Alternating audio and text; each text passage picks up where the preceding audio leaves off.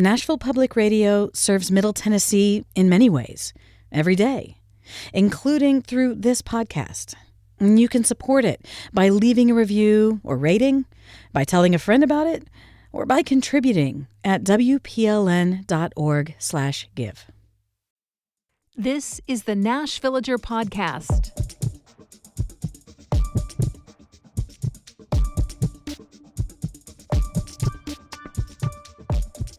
It's September 2nd, 2025.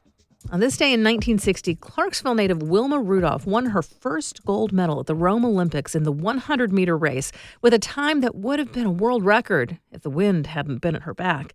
She went on to also take gold and set records in the 200-meter and the 4x100 relay. She was the breakout star of those games, and the European press called her the Black Gazelle. I'm Nina Cardona, and this is your daily digest of what's happening around Middle Tennessee with historical context from Nashville Public Radio, WPLN News. A gold medal is an incredible achievement for any athlete. For Wilma Rudolph, it held extra significance because for much of her childhood, she was unable to even walk. Rudolph grew up in Montgomery County in a huge blended family. There were 22 kids in her household. She was number 20, and that might have helped save her. When she was very young, Rudolph had scarlet fever, whooping cough, chickenpox, measles, double pneumonia, and on top of all that, the scourge of her generation, polio. Her legs were paralyzed. Her breathing was compromised. But the entire family pitched in to take care of her. Her older siblings took turns massaging Wilma's legs to encourage good blood flow and healing. They helped her practice first balancing, then walking with huge, clunky braces. It was slow going, but she never gave up. And I don't think that family would have let her if she'd wanted to. And the story the family tells is that one day when Wilma was 11 or 12, her mom came home to discover the young girl playing basketball outside. And that sport became her means of growing stronger by leaps and bounds. Before long, she took off those leg braces altogether. And by the time she finished high school, Wilma Rudolph had gone from paralyzed to being nominated for the All-American team. And along the way, when she was not quite 15, one of Rudolph's games was refereed by a coach from what we now call Tennessee State University. Ed Temple saw something special in that gangly teenage girl, and he invited her to attend his track and field summer camp in Nashville. And sure enough, the girl could run. Just 1 year later, Rudolph was one of 5 women connected to TSU who qualified for the Melbourne Olympics. She competed as a 16-year-old and was part of a bronze medal relay team. The next year, she graduated high school and enrolled to become a full member of TSU's Tigerbelle track team. It was a legendary era for the team. Those runners were the dominant force in women's track. And not just in the U.S., they were basically the best in the world. And Wilma Rudolph was the star among stars. In Rome, her wins made her the first woman to ever win 3 golds in 1 Olympic Games. Thousands of people flocked to the stadium just to see her. The Associated Press named her Woman Athlete of the Year for 2 years running. She was just the second woman and the first Black woman to win the James E. Sullivan Award, which is given to the most outstanding collegiate athlete in the United States. She was named to the U.S. Olympic Hall of Fame, the National Track and Field Hall of Fame, the National Women's Hall of Fame, and the National Black Sports and Entertainment Hall of Fame. But Olympic stardom had a quicker expiration date back then. That's when the games were utterly amateur. Make any money from your sport, and you were disqualified. So to keep up your Olympic career over multiple 4-year cycles, you had to either be independently wealthy or live in one of the Soviet bloc nations that obsessed with medal count to the point of completely subsidizing athletic training. And Rudolph didn't check either of those boxes. 2 years after the Rome Games, she took off her running shoes and left the Tigerbelles so she could focus on her studies. Rudolph graduated TSU with a degree in elementary education and went to work teaching 2nd grade. She got married, had 4 kids. She tried to return to a normal life, but everyone knew who she was. She would later write that it was a very difficult balancing act. She was having quite down-to-earth money problems, but folks expected her to be a star floating above it all. She felt exploited. Rudolph and her husband followed his work to Indiana. Her own career took new directions away from the classroom. And so when she finally returned to Nashville in 1992, it was as the vice president of Baptist Hospital, which is now called St. Thomas Midtown. It was a short-lived position, but thankfully it had brought her home to people eager to care for her. Because just 2 years into that job, Rudolph was diagnosed with brain and throat cancer. As the disease ate away at her, she kept moving by meeting her old coach at the TSU track. Ed Temple would give her his arm, physically supporting his former star athlete while they slowly walked laps together. She died in 1994, at just 54 years old. Thousands of people turned out for a memorial service on the TSU campus. The state's flags flew at half-staff in her memory, and her hometown, Clarksville, renamed a section of Highway 79 Wilma Rudolph Boulevard. In just a few minutes, author Eliana Ramage. That's coming up after the newscast.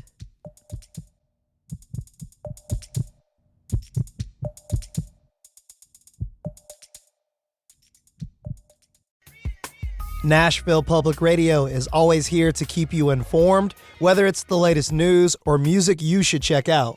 Every week, What Where Wednesdays shares the latest happenings taking place right here in Nashville by talking to members of our community, putting on events in your neighborhood and beyond.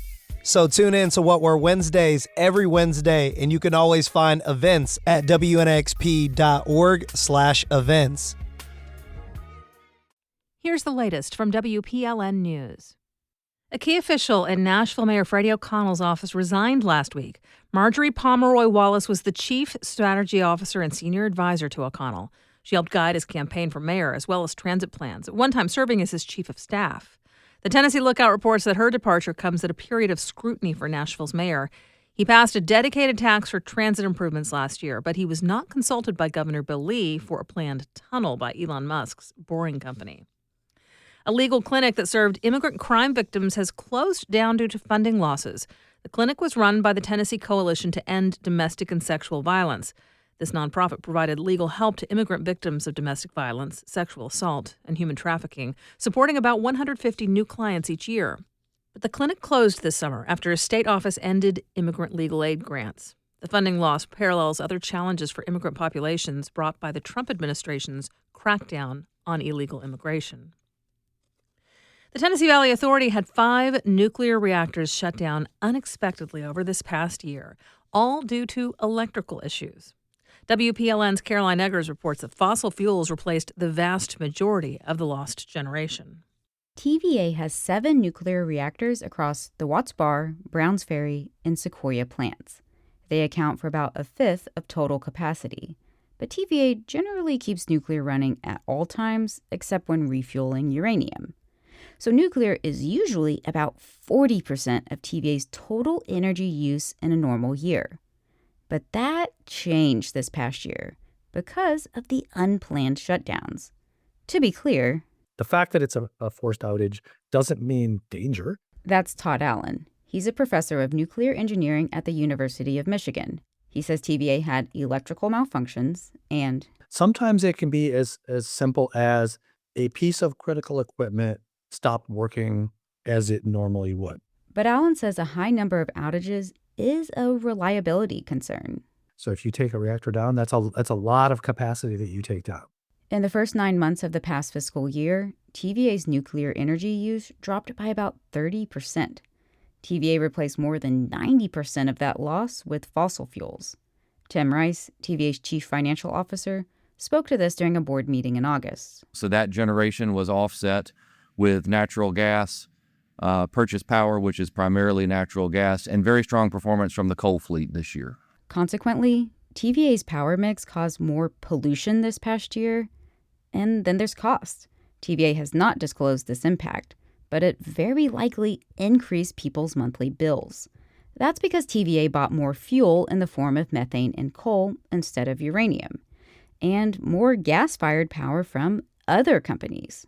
So TVA was forced to buy more expensive power than it would have if the nuclear reactors were operational.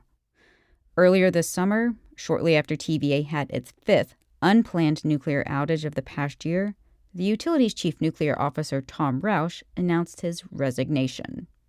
Caroline Eggers, WPLN News. In Hamilton County, the school district is considering a way to create affordable housing for teachers. The idea is to lend land owned by the district to Chattanooga Neighborhood Enterprise to build about 70 units. Those would then be available to Hamilton County Schools employees. The Chattanooga Times-Free Press reports the concept is in its early stages and not yet ready for a vote by the school board. The median rent in Hamilton County has climbed by more than 50% over the last decade. As the summertime draws to a close and noses get stuffy, ragweed pollen tends to catch all the criticism. But WPLN health reporter Catherine Sweeney tells us there's another risky substance floating around. After one of Middle Tennessee's most grueling summers on record, you might have thought it was safe to open your home to some fresh air. But humans aren't the only ones looking forward to a break from the heat. The times of the year that your windows might be open are going to be the times of the year when dust mites can really peak. That's Dr. Catherine Cahill, the director of clinical asthma research at Vanderbilt University Medical Center. These invisible little bugs feed off the skin cells and dust, and some people are allergic to them. Dust exists year-round, obviously, but allergy symptoms like congestion, coughing, and post-nasal drip can get worse when the bugs are having a good time. They thrive when we thrive in those moderate humidity levels and moderate temperatures. This is like any other allergy, though. Antihistamines, nasal sprays, and other treatments are effective, and those with severe reactions can get extra help at the doctor. Catherine Sweeney, WPLN News. While the rest of the country has trended towards drinking less alcohol in recent years, Tennessee alone is drinking more. That's per a new report from the food and beverage company Trace One. It finds the number of U.S. adults who report drinking has dropped some 4.4% from a high of almost 57% a decade ago. In Tennessee, on the other hand, that number is up almost 7%. Among the factors in alcohol's decline nationally, the report cites increased health concerns, generational shifts, and legal cannabis. It's not clear why, by contrast, Tennessee is drinking more. You'll find more news anytime at WPLN.org. Author Eliana Ramage was born and raised in Nashville and lives here today. But in her novel, Ramage takes readers through Oklahoma, Connecticut, the depths of the ocean, and even outer space. Her new release, To the Moon and Back, is out today and tells the fictional story of one young woman's quest to become the first Cherokee astronaut. WPLN's Cynthia Abrams sat down with Ramage before the release of her debut novel. Eliana, thank you so much for being with us today. Thank you for having me. Your main character is a young Cherokee woman who is, dare I say, obsessed with becoming an astronaut. What drew you to writing about space, or at least a character who thinks a lot about space? It started with this one image that I couldn't get out of my head. I was 18 in a conversation with a bunch of friends from all different tribal nations, and all of a sudden, one of them, Winter Fox, said, if one of you were to become an astronaut, that too would be part of the story of your people. And when he said that, time kind of stopped because I was flung into the future, and I realized that up until that point, all of us had been talking about ourselves and our tribal nations as we had been understanding ourselves through the lens of history. We've been talking about ourselves that way. And so I felt this kind of burst of optimism and excitement and wonder. I could picture for years after that these Cherokee people living on Mars, and I wanted to write about it. At its core, To the Moon and Back feels kind of like an exploration of the idea of what it means to belong to a family, to a community. You yourself are a member of the Cherokee Nation. In writing, how much were you inspired by your own experience?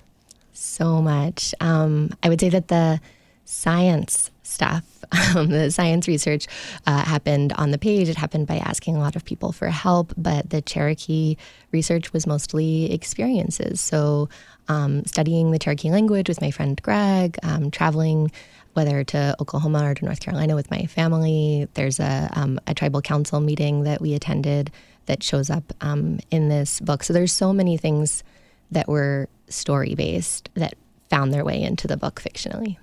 While your book is a work of fiction, there's a lot in there, as you say, that is true, from astrophysics principles to Cherokee history. In fact, at the beginning of the book, you include an author's note that says one character's background, while fictional, is inspired by a case involving the Indian Child Welfare Act. I'm curious, how did you go about doing your research?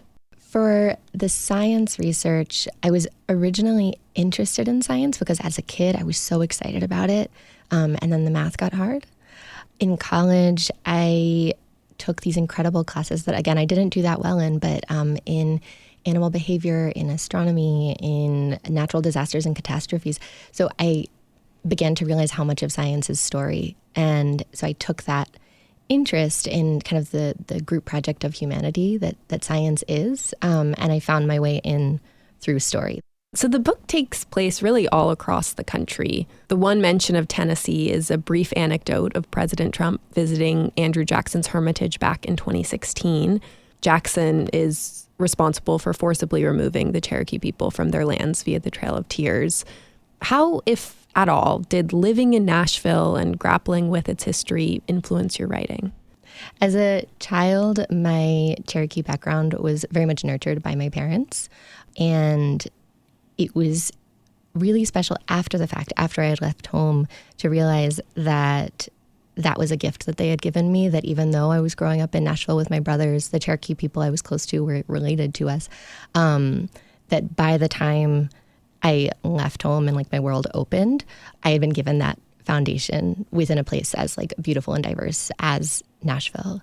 My mother's father was born in what had just become Oklahoma in 1907.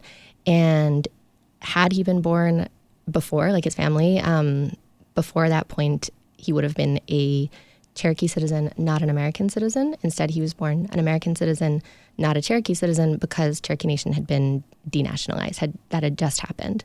He eventually left home, looked for work in Texas, Georgia, East Tennessee, and he served in World War II, driving trucks of very young men to the front lines and going back and forth.